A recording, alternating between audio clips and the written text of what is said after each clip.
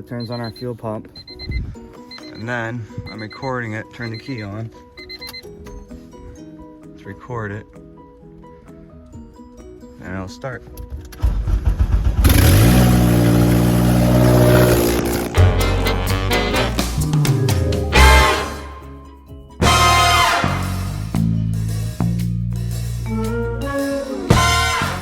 The EG subframe is in the EK. Beautiful.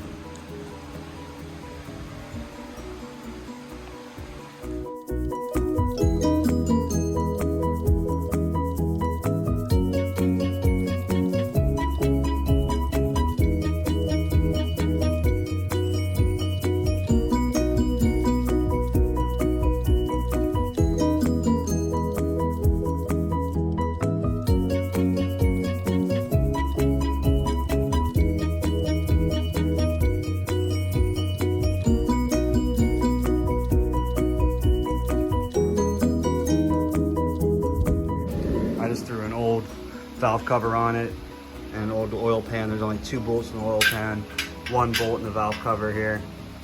It's all just to get it into the car and then we'll change it off. So here we go. We're gonna put this OEM style clutch. As you can see, I already abused it, but it'll work enough to get this car going, test this motor build out.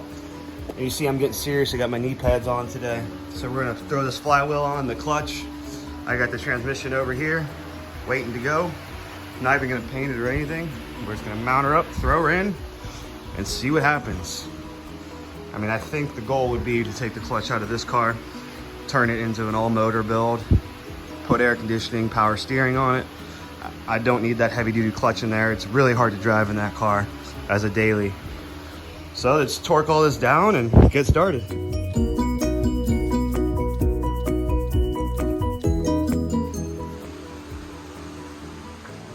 Time to bolt her in, see how it fits. I still have an issue with 2 of the motor mount bolts. The one down here, I'm gonna have to drill out and put a through nut or a nut cert. And then over here, the nut on the inside broke off. So I'm gonna have to do something about that. But that's no big deal. Let's bolt her in and see how it works. Motor is in. Wasn't very easy if you really wanna know the truth, without the proper lifts and stuff like that, but it's in.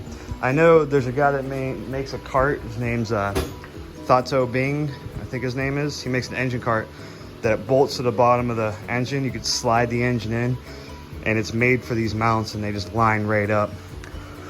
So I'm still trying to get these back bolts in on the T-bracket. I got the main in.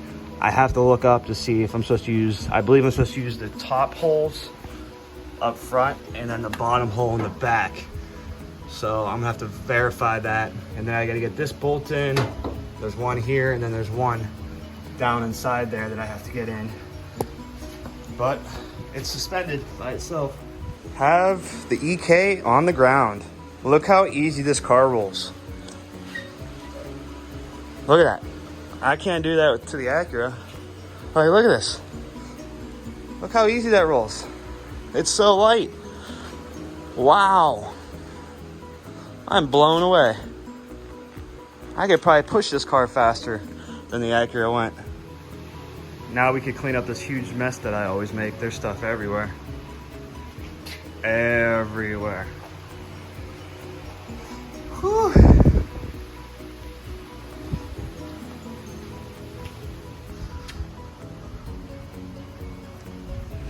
Got all my scrap loaded down in the EP3.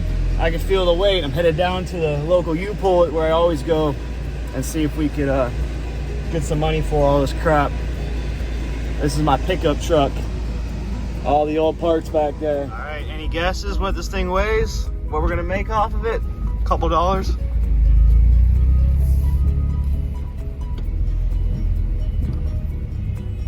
This is where you have to look. These are the cars that are gonna be in the yard after they go through them. I came back here for the first time the other day. I don't see any Hondas. There's an EK down there, but right there, see the trunk, black one. Nothing else. Pickup truck is empty. Well, 42 bucks. We had 500 pounds. This car weighs 2,800 pounds the way it sits. That's pretty heavy, isn't it? I'm not sure. So I'm just piecing everything together, all the spare parts that I have. This starter is kind of bad, but kind of works, but it should work for a compression test and priming. All this is filthy, but just gonna know what I have and what I don't have. And we have a huge fuel leak. One of these fuel lines down here are rusted out, which no big deal. I'll just chop it back here. This bigger one right here, we don't need. Then you have two brake lines and 2 fuel lines. We'll just cut the fuel line back farther. And then we'll extend it from there. So that's no big deal. And I could probably even put my filter down here. No issues there. All I have is a stock Accord manifold.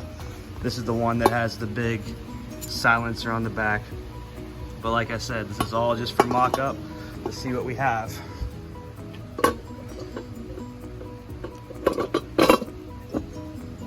The only thing I like about this manifold compared to the one on the Acura, they look the same, but this one has a vacuum line on the front, which is pretty convenient. Even this alternator is bad. This is the one off the Acura, so we know that's bad also. But like I said, it's all just for testing fitment purposes. Same thing with this throttle body. I don't even have the right studs. If you remember on the Acura, I just switched these out. And also there's a paper towel shoved into the idle air control valve because that's bad. And we have a problem with this transmission where it threads into the block. I'd use 2 spacers because the threads are a little shot. But no big deal, it's a race car. One way to fix a fuel leak, take all the 87 out of it. The Acura is finally back in the garage. Now it's time to steal parts off of it. Well, at least the turbo kit, to see how that fits on this one. Make the Acura all motor. Make it a daily. So we got a bunch of stuff together on this. Still got a lot of work to do.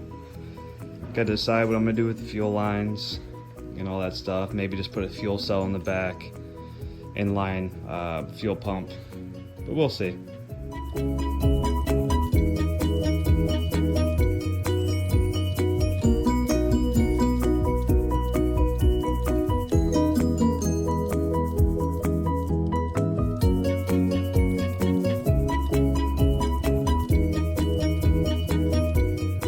So I finally committed to stripping the Acura of all the race car parts.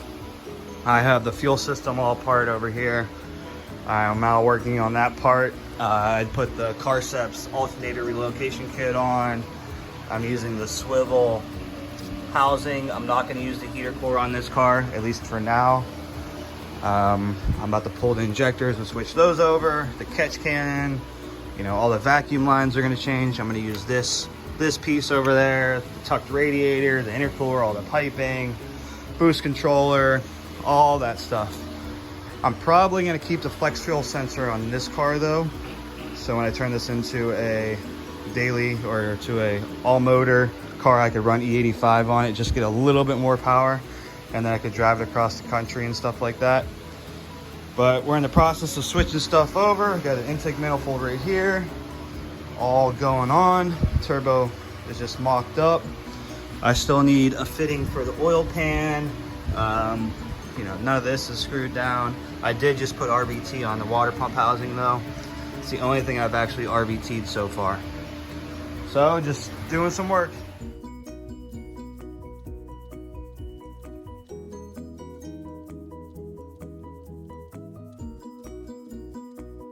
Have the fuel rail, the gauge, the regulator. We have 100 micron, 10 micron, flex fuel sensor. So that's all gonna go on here. We're gonna actually start the line down at the bottom where it's broke and run it up through. But that's about it for now, and find something else. So I'm working on the fuel system here.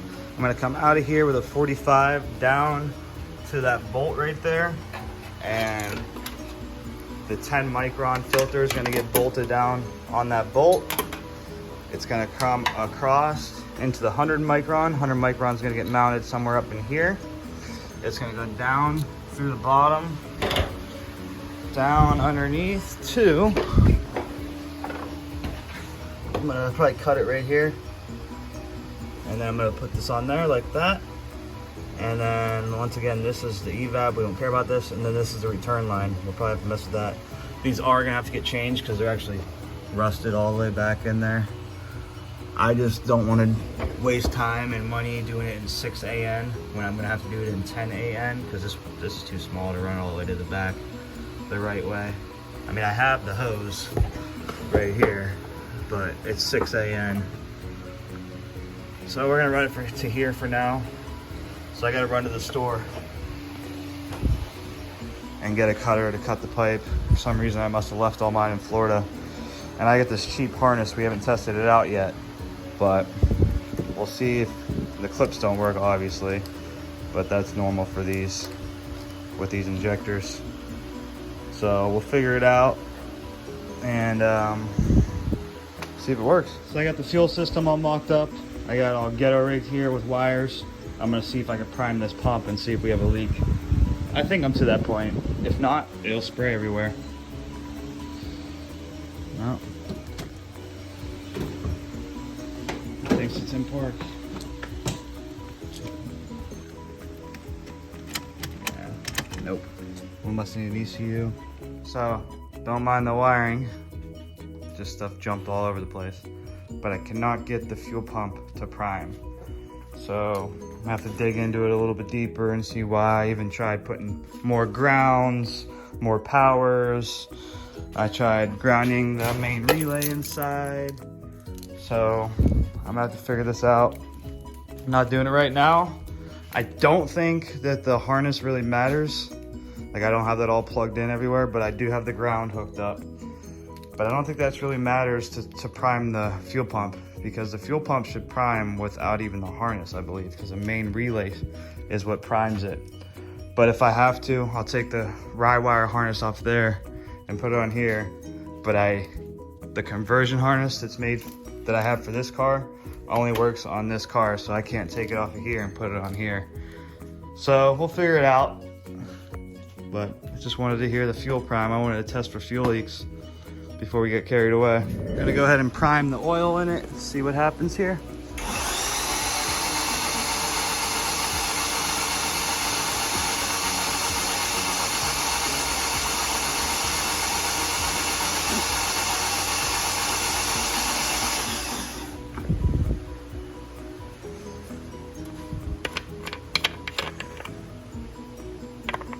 Now we're also gonna do a compression test too. Right, wish me luck, cylinder number 1.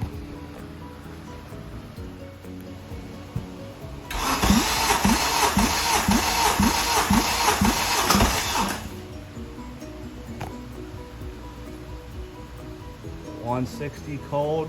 Probably not any oil on the cylinders yet either, but that's somewhere good to start. It's got the 2.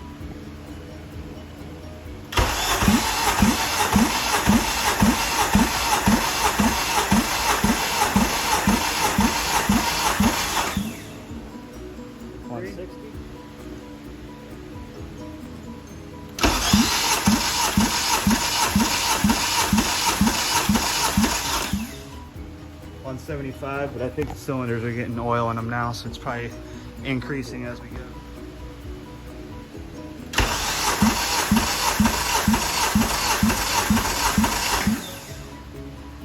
$175. Let's go back to number 1. Back to number 1, $175. We're good.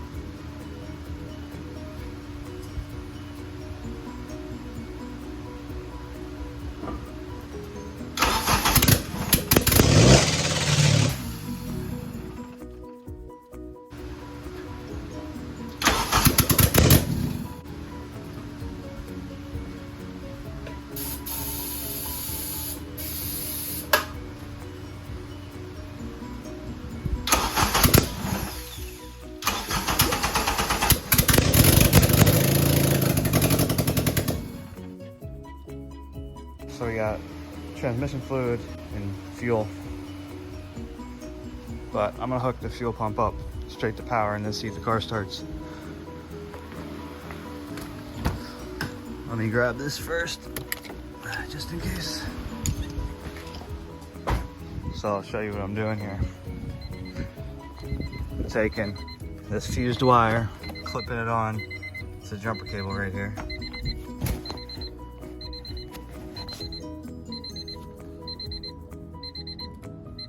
That turns on our fuel pump. And then I'm recording it, turn the key on. Let's record it. And it'll start.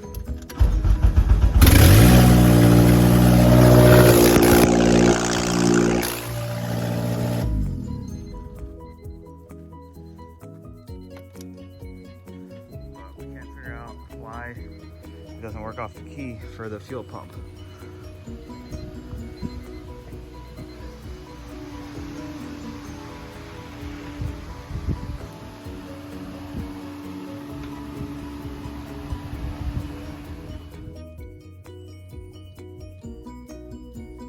Making some brackets for the intercooler.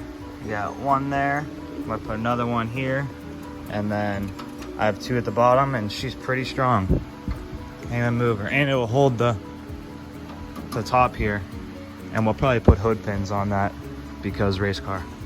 Doing some mocking up the intercooler piping because one day we're gonna actually TIG weld some real ones. I hate using couplers just as much as I hate pie cuts, but it looks freaking sweet right now, I'll tell you that.